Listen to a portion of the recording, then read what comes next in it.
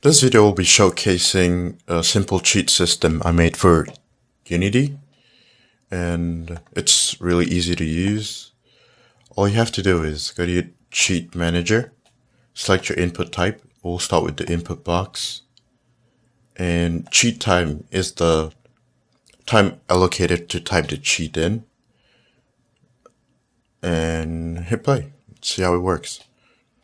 To activate this, you just hit the escape key on your keyboard, enter the name of the cheat, and hit enter. Okay? We also have different functions here. To type a cheat code, just go to the cheat factory, enter the size, name of the cheat, name of the combo. IsPersistent determines if you'll have a disable time.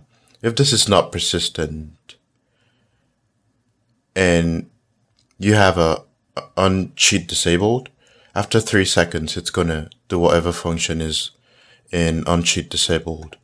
So let's try that.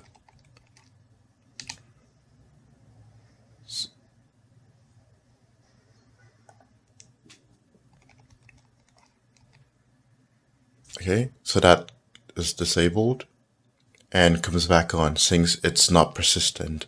But if it is persistent, we did type that, it's just gonna stay off until we decide to type that back in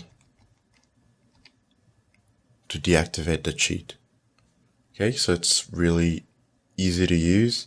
It just compares two strings in your cheat code and just does the work for you.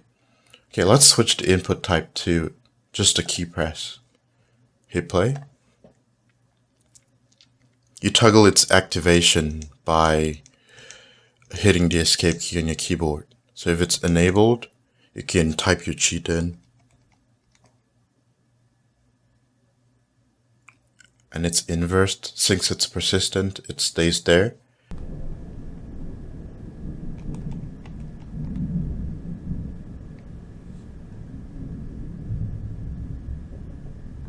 Right, that's it.